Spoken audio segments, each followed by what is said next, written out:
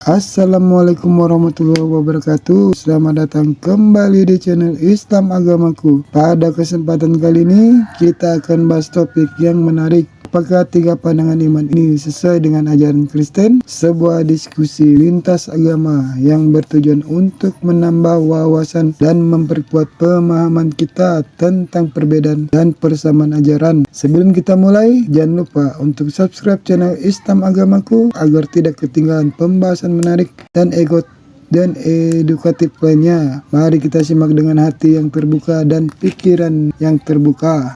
Anda, kitab Kristen dikatakan di situ penyalipan rencana dari iblis. Jika ada yang mengatakan, kata Edis, bahwa penyalipan rencana dari Tuhan, berarti itu adalah Kristen yang gila. Ini satu, ya. Ini satu pendapatnya. Yang kedua, Bom mengatakan bahwa tadi Edis dia mengatakan seperti itu berdasarkan ayat Alkitab, Yohanes 13 nomor 2 dan Yohanes 8 42 sampai 44. Oke. Yohanes 13 nomor 2.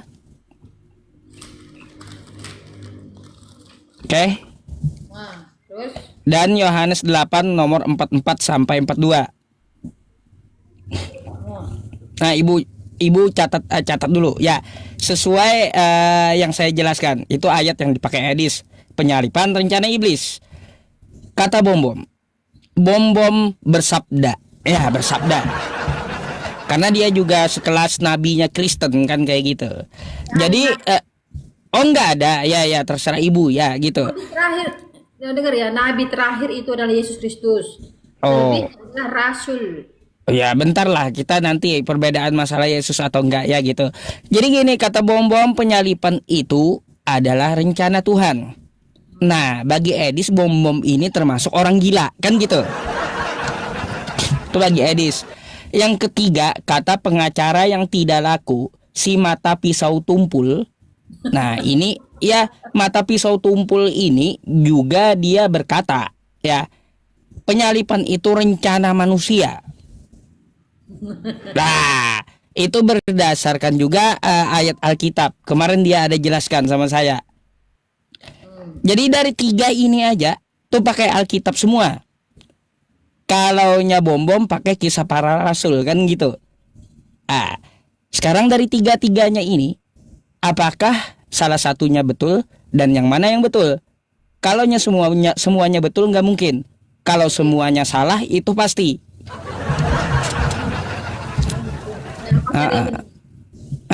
Mungkin semua salah. Ya, semua salah itu pasti masalahnya. Karena nggak ada penyalipan itu bagi saya kan, saya Islam. Gimana sih? Makanya saya bilang semua salah. Macam mana pula? Yesus itu digantikan ya kan? Oh. Mana? Ayo, yang mana yang betul di antara mereka? Yang betul adalah sesuai Alkitab, yaitu Pak Bom. Kemudian tiga-tiganya ini sebenarnya mereka memiliki asumsi masing-masing dan itu tidak boleh kita hakimi dan jadi asumsi mereka. Bentar, ya Edis bawa ayat Alkitab, si mata pisau tumpul bawa ayat Alkitab, macam mana? Nah, penyalipan itu kan sudah ngerti dari perjanjian lama, penyalipan itu sudah dinubuatkan oleh para nabi. Kenapa dibilang dari iblis? Iblis kan nggak pernah tahu apa yang direncanakan Allah. Beda. Gini, kalaunya Bom ya dia katakan bahwa penyalipan itu rencana Tuhan udah dinubuatkan sejak dulu, nggak ada nubuatannya masalahnya. Ada. Oh, di mana itu? Di Yesaya 53. Karena kita di Nomor berapa? 10. Di Yesaya 53 itu ayat 5 kalau nggak salah. Oh, ayat 5 nggak masuk akal di situ buat Yesus. Dia dinubuatkan bahwa dia akan diremukkan, dia akan dihancurkan, dosa-dosa kita lah yang ditanggungnya, Bu. kita yang ditanggungnya. Yesaya 53 itu di ayat 10-nya, di nomor 10-nya dikatakan penebus salah itu dia akan melihat keturunannya dan titik. Umurnya akan panjang. Kalau Yesaya 53 dipaksa untuk Yesus, maka saya tagih mana istri Yesus, mana anak Yesus zaman sekarang. Silakan. Setiap yang lahir baru atau dibaptis, dia disebut dengan anak-anak Allah. Waduh, Kami kacau Bu. Tadi nubuatan, bukan setiap orang yang dibaptis nubuatan. Iman itu maksudnya keturunan iman, bukan keturunan secara jasmani di planet daging, tetapi keturunan iman. Jadi Wah, pada Yesus Kristus disebut dengan anak-anak Allah. itu asumsi ibu. Asumsi tuh. Kan ada itu iman itu. Setiap orang yang membawa damai disebut dengan anak Allah. Bu, Setiap Yesus disebut anak Allah. Bu. Anda tahu kan perjanjian lama itu Yesaya itu pakai bahasa aslinya Ibrani, tahu kan? Iya. Tetapi Nah. itu hanya Yesus yang diremukkan, hanya Yesus yang menebus dosa. Selain Yesus tidak ada. Baik, bahasa Ibraninya Oke, kalau Yesaya 53. gini, saya ambil pemikiran Yusufi. Siapa kira-kira menurut Anda yang dia menebus dosa, menebus salah? Siapa? Enggak ada penebusan dosa itu. Dosa tanggung sendiri-sendiri. Kalau nanya saya ya pasti beda lah. Dosa tanggung sendiri-sendiri bagi saya. Itu bagi Anda. Kan gitu. Ini kan bicara dengan Alkitab. Ini kan itu tidak usah bicara dengan imannya Pak Ustadz toh. Ini imannya Alkitab. Itu ada di Yesaya 53 itu. Kemudian di mana lagi itu? Yang menyatakan bahwa dengan penebusan darahnya maka kami umat yang percaya ditebus untuk selama-lamanya. Oleh kehendaknya itu huruf besar. Baik, bentar kita bahas dulu ya Yesaya 53. Timotius 10 ayat 10. Coba Timotius 10 ayat 10. Oh, salah ya. Oh, jauh kalau ke Timotius kan perjanjian baru tuh ya. Nah, itu dia. Karena itu kan karena kehendaknya, kenanya itu Ya Allah. iya, kalau perjanjian baru bukan nubuatan. Kacau juga. Dengan tentang yang tidak siapa tadi saya masuk ke ranah yang tentang penyalipan itu kehendak siapa. Gitu. Baik. Sekarang saya mau bahas argumen Ibu. Hah? Sebentar, saya mau bahas argumen Ibu. Tadi Ibu tahu, ya kitab Ibu itu bahasanya bahasa Ibrani. Tahu nggak kosakata keturunan di situ bahasa Ibraninya apa? Apa? Bahasa Ibraninya Zerah.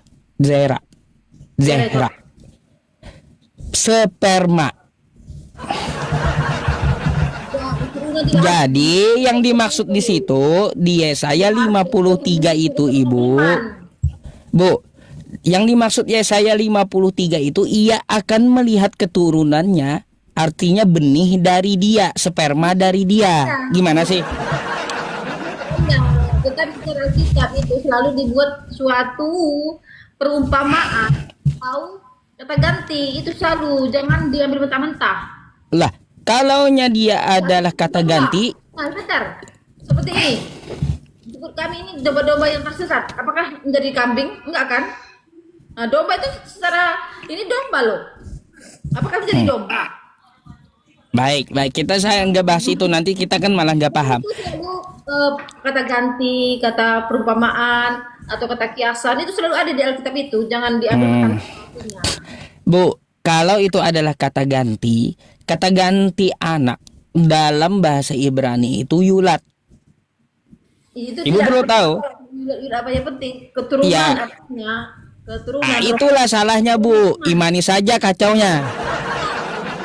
Keturunan iman. Nah, setiap orang percaya pada Yesus disebut dengan anak Allah. Setiap orang yang pembawa damai itu disebut dengan anak-anak Allah. Aduh, kalau ilmu kiasan itu Ibu bagi saya ya itu adalah ilmu ngeles gitu. Nah, itu bagi Anda. Karena apa? Nggak ada standar dari Kristen itu menentukan ini kiasan, ini perumpamaan, ini real gitu. Ini tekstual, nggak ada. Ilmu apa itu? Itu namanya apa namanya? Berhikmat. Waduh. Dari Allah. Permulaan hikmat itu takut akan Tuhan dan Tuhan yang ngasih. Iya, oke. Tidak semua orang tahu tidak semua orang diberi hikmat oleh Tuhan. Seperti Salomo, dia tidak meminta harta kekayaan itu. Dia hanya minta hikmat. Jadi Aduh. lebih dari pengertian yang umumnya itu hikmat. Tambah sakit kepala Bu ya. Kalian ini makanya saya nggak heran Ibu. Hari ini saya bawa judul Kristen selalu membantah kitabnya gitu. Tidak. Karena Yesus sendiri berkata, kita dan tuli akan kebenaran kalian itu memang begitu, tidak akan pernah ngerti. Begitu. Susah lah kalaunya menurut pemikiran Ibu. Wow, cara beragamanya. Yesus yang berkata loh, Yesus berkata, sekalipun mereka bisa membaca kitab Musa, tetapi ada selubung di dalam hatinya. Nah, sekalipun kalian bisa membaca ini bahasa Indonesia, bisa bahasa Indonesia, bisa berbahasa Ibrani, tetapi arti di dalamnya tidak akan kalian mengerti. Waduh. Bo. Saya ini bawakan bahasa Ibrani. Sedikit-sedikit saya meskipun nggak bisa bahasa Ibrani, tapi saya belajar kan kayak gitu. Jadi kalau Ibu bantah saya, setidaknya ada gitu. Ibu dalam keahliannya berbahasa Ibrani. Ya. Jangan sombong Anda bisa berbahasa apapun. Dengar, kata firman Tuhan, hanya orang yang penuh Roh Kudus yang mampu berkata Yesus Tuhan. Jadi tidak semua orang bisa mengerti kalau Yesus itu Tuhan. Seperti Elizabeth itu kepenuhan Roh Kudus mengerti Maria mengandung Tuhan. Gini, itu adalah doktrin Kristen. Kalaunya kita lihat di kitab Anda Bu, ya Yesus itu hamba Tuhan, bukan Tuhan itu sendiri. No, berarti Anda membantah Yohanes 1 ayat 1. Anda membantah apa yang malaikat firmankan ketika Yesus lahir. Lah, Yohanes 1 hanya mengambil suatu keuntungan bagi Anda saja, tidak mengambil hal yang saya tanggapi nih. Yohanes 1 pasal 1 Bu, itu bukanlah ajaran Yesus. Macam mana sih? Ya, yang kita ini mengambil pengajaran itu dari tokoh utamanya, dari Yesus. Kok ngambilnya ke orang gitu pahamnya? Ya nggak apa-apa, itu memang hikmat dari Allah, itu Roh Kudus yang mengilhami mereka. Semua itu dari kacau. Allah. Penjelasan tentang Yesus, penjelasan tentang Allah itu dari manusia itu sendiri, dari Allah, itu dari Roh Kudus. Pada mulanya adalah firman, kan kayak gitu. Firman bersama-sama dengan Allah. Firman adalah Allah. Ini kan ngambilnya dari himne Plato Yunani.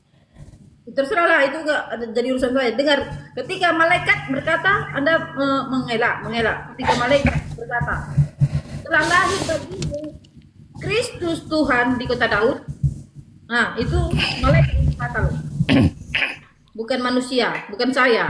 Ya, sekarang saya mau tanya, kalau itu adalah perkataan malaikat, kapan Lukas ketemu malaikat itu?